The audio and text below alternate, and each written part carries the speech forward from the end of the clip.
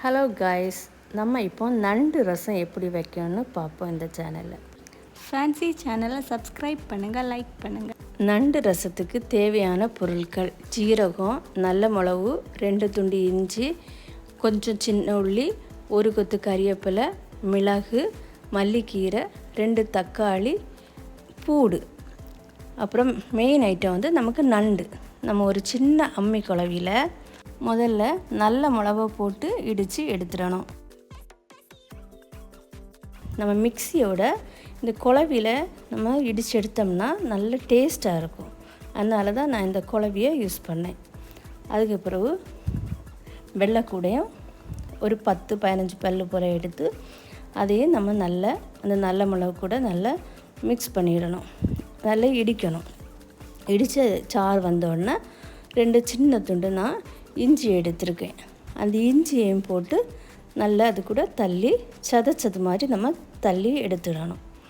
எடுத்துட்டு அடுத்து வந்து நம்ம 2 கொத்து கறிவேப்பிலையும் ஒரே ஒரு பச்சை மிளகும் நான் எடுத்திருக்கேன்.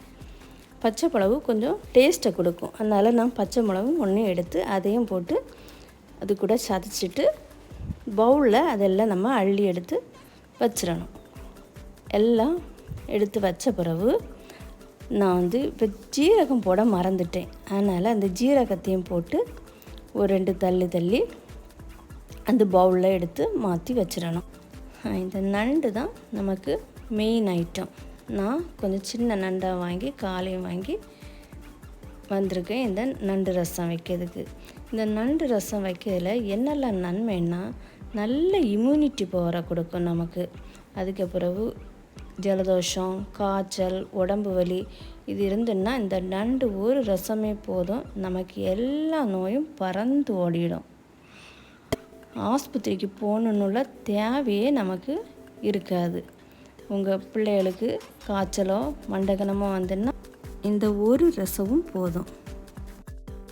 இந்த நண்டை எல்லாம் எடுத்து நம்ம ஒரு பவுலில் தண்ணிக்குள்ளே போட்டணும். தண்ணிக்குள்ளே போட்டு இந்த எல்லாத்தையும் இழைச்சி எடுத்துடணும். கொஞ்சம் தண்ணியை போட்டு அந்த உரல்லேருந்து மீதி இருக்கிறது எல்லாத்தையும் இதுக்குள்ளே பாத்திரத்துக்குள்ளே ஊற்றிடணும்.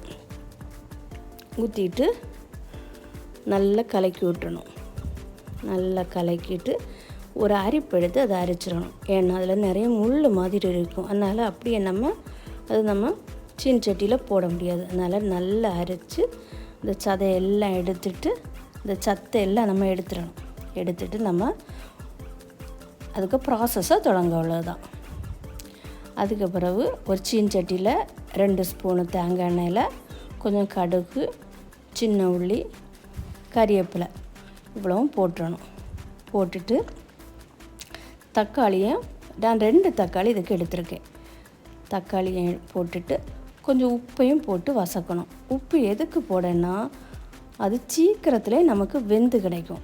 அதனால தான் சீக்கிரமாக அதுக்கு மேலே உப்பை போட்டோம்னா சீக்கிரம் வேவனால கொஞ்சம் உப்பையும் போட்டு கொடுப்பேன். அப்புறம் இடித்து வச்ச அந்த நம்ம மசாலா இதெல்லாம் போட்டு நல்லா மிக்ஸ் பண்ணிடணும். நல்லா மிக்ஸ் பண்ணிவிட்டு நம்ம நண்டு மஞ்சளையும் போட்டுட்டு இந்த நண்டை கலக்கி நம்ம வச்சுருக்க தண்ணியை எடுத்து அதில் ஊற்றிடணும். அதில் அப்படியே கலக்கி எல்லாத்தையும் ஊற்றிட்டு நல்லா கிண்டி விடணும். நல்லா கிண்டி விட்டுட்டு கொஞ்சோண்டு நமக்கு மஞ்சள் தேவைன்னா அதையும் போட்டு பின்ன நல்லா கலக்கி விட்டுட்டு நமக்கு இதுக்கு தேவை கொஞ்சோண்டு ஒரு சோள புளி தேவை. அதனால் அந்த புளியை நம்ம கலக்கி அதில் ஊற்றிடணும்.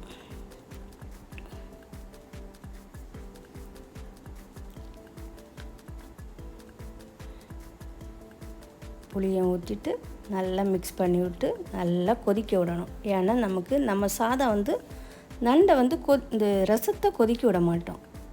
ஏன்னா அது ரசம் கொதிக்க விட்டால் டேஸ்ட்டு போயிடும். இது நமக்கு நண்டு பச்சை நண்டானதால் ஒரு 5 நிமிஷம் நல்லா கொதிக்க விட்டு மல்லிக்கீரையும் காயவும் போட்டு இறக்கணும். இன்றைக்கி எங்கள் வீட்டில் மட்டனும் நண்டு ரசமும்.